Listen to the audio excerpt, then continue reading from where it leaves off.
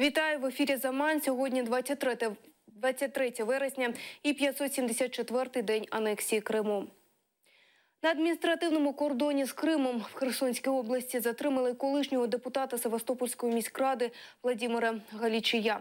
5 вересня він безперешкодно в'їхав на материк з Криму за українським паспортом, а вчора повертався на півострів з Черкаської області.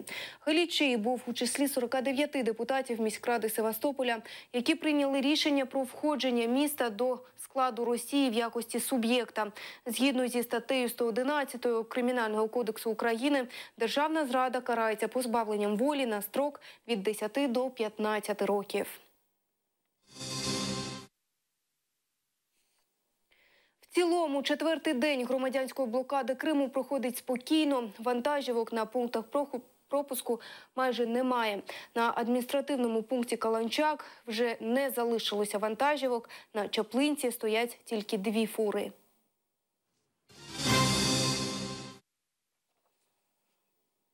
Глава Меджлісу кримсько-татарського народу, один з ініціаторів громадянської блокади Криму Рефат Чубаров, вважає, що їхня акція повернула проблему анексованого Криму з 2-3 ряду у перший. За його словами, наразі завдяки кримським татарам блокада перетворюється на загальну українську акцію.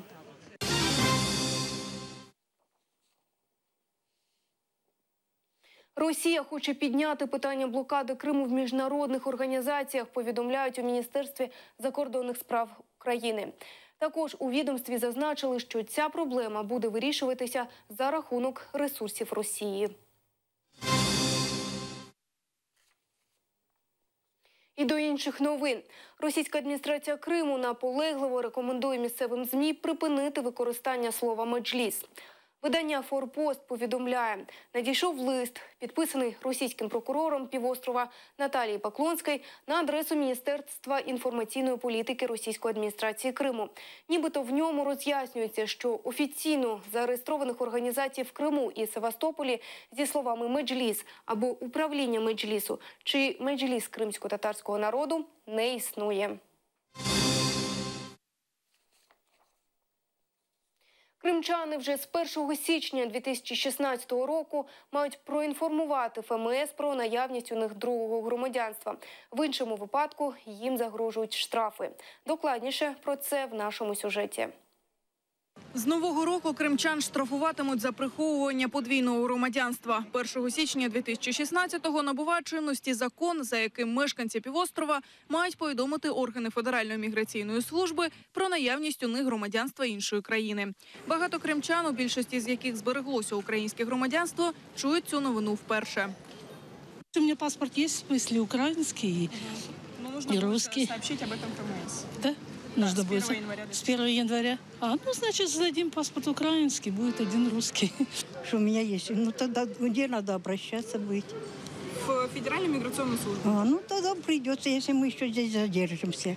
А что, надо уведомлять, что ли? Да, что есть? С 1 января нужно будет говорить, что у вас есть еще и второй гражданин. Украинский типа паспорт? Не знаю, без комментариев. Понятия не. Первый раз услышал.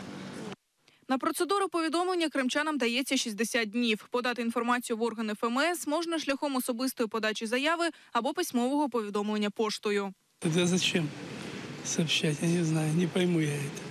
Сообщим о втором гражданстве ФМС, если будет надо. А как считать двойное гражданство? Если у меня есть и украинский паспорт, и российский, у нас не отбирали, это считать двойное уже? Ну так мы же паспорта оставляли, нам оставляли официальные органы ФМС. З якою цілею, ми не можемо зрозуміти. Закон, що передбачає відповідальність за приховування другого громадянства, був прийнятий в Росії ще 2014 року. Для Криму закон набуде чинності 1 січня. За несвоєчасну подачу повідомлення кримчанам загрожує штраф до 1000 рублів. А людям, що навмисно приховали подвійне громадянство, загрожує кримінальна відповідальність. Штраф до 200 тисяч рублів або 400 годин виправних робіт. Десятки тисяч кримських пенсіонерів вимагають перерахунку пенсій. 100 тисяч мешканців Криму звернулися до територіальних відділень Пенсійного фонду Росії за перерахунком і нарахуванням пенсійних виплат. Про це повідомила керуюча відділенням Пенсійного фонду Росії по Криму Людмила Кудрявцева. Вона відзначила, що при проведенні перерахунку розмір пенсій не завжди збільшується. У мене така історія. Надія Савченко відкидає всі звинувачення російського суду. Українська льотчиця заявила, що ніколи не була навідницею артилерії. Справу Савченко, які закидають вбивство російських журналістів, сьогодні розглядали по суті у Ростовській області. Адвокати українки доводять, що спецслужби Росії викрали її раніше, аніж стався обстріл, в якому загинули телевізійники. Розгляд справи льотчиці відновиться наступного вівторка. Надії Савченко загрожує до 25 років ув'язнення. МЗС України закликало світове співтовариство посилити політичний і дипломатичний тиск на Росію з метою звільнення Надії Савченко та всіх політичних в'язнів громадян України. Брехня все від початку до кінця. Вранье все від початку до кінця. Ще раз заявляю, що мене викрали з України і силою привезли в Росію. Ще раз заявляю, що мене викрали з території України і силою привезли в Росію. Що в моєму викраденні були задіяні слідчі органи слідчого комітету, які зараз мене звинувачують. Что в моем похищении были задействованы следственные органы Следственного комитета, которые сейчас меня обвиняют. Що я не бачила, де знаходились журналісти. Что я не видела, где находились журналисты. Не знала ніколи цих журналістів. Не знала никогда этих журналистов. Так як і тих місцеве населення мирне. Так как и то местное население мирное. Я ніколи в житті не стріляла по людях без зброї. Я никогда в жизни не стреляла по людям без оружия. Я солдат, а не вбивця. Я солдат, а не убийца. Мусульмани усього світу офіційно розпочали період паломництва хадж. Вже понад 1 мільйон мусульман прибули у Саудівську Аравію. Одягнені в біле, паломники з Мекки відправились в долину Міна. Звідти вони відправляться до гори Арафат, де проводитимуться основні обряди хаджу. Більшість прочан долають 25 кілометрів маршруту пішки. Очікується, що цьогоріч Мекку відвідують понад 2 мільйони мусульман. Під час підготовки до хаджу 11 вересня в Мекці на мечеть Аль-Харам впав будівельний кран. Тоді загинули 107 людей, більше 200 отримали поранення.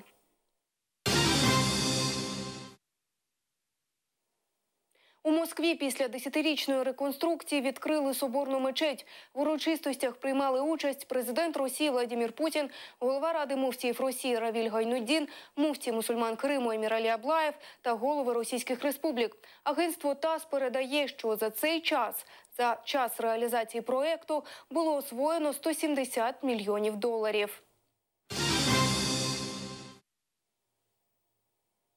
У Криму мікрорайон Кореїза Чаталкая відзначив своє 25-річчя.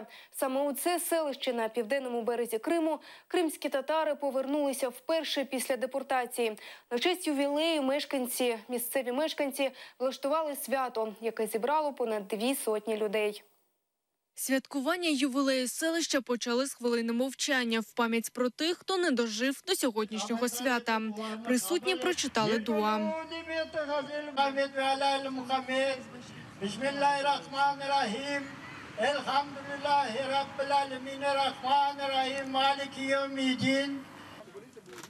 Гульнар Сейтумерова стояла біля витоків самоповернення землі на південному березі. Згадує, не дивлячись на те, що була тендітною дівчиною, найбільшла як востаннє. Адже тут до депортації жив її батько. І Гульнар мріяла, щоб її діти також народилися і виросли у себе на батьківщині. Тяжело було. Нас как провоцировали, скажи, Джан, вызывали, так делали, чтобы мы вышли на оскорбления отвечать. Нас приходили, унижали. Специально власти подкупали людей, посылали. Но мы не подкупились. Я хочу, чтобы мои внуки, мои дети, предки на этой земле были. Решат Аблаєв зараз живе з сім'єю з Симферополі. Зізнався, щороку намагається приїжджати на свято односельчан. Для нього Чаталкая – символ єдинства кримських татар у своєму прагненні жити на батьківщині. Готовы были защищать, насмерть стоять. Потому что знали, что если здесь снесут, потом очередь настанет за Евпаторией, оттуда потом Симферополь, и так начнут очищать все поля.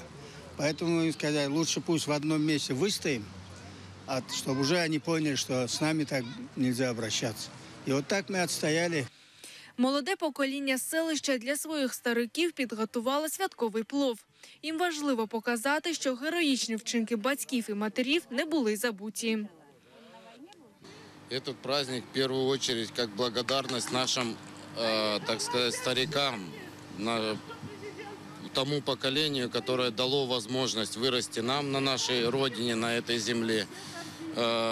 Уже новое поколение, наши дети, которые растут, воспитываются, уже родились на этой земле. И как бы вот спасибо им огромное. В первую очередь сказать им спасибо, чтобы дети наши традиции чтили, видели, как знали историю нашего поселка, историю в общем, как бы возвращения крымских татар на родину, в Крым. Наступне свято, на яке зберуться мешканці Чаталкая, буде Хадерлес. Він пройде навесні наступного року. Ельмас Ібрамова, Наріман Меджитов, Заман, АТР. Наразі це все. Більше розповість Альдар Куцеїтов о 19:30. На все добре.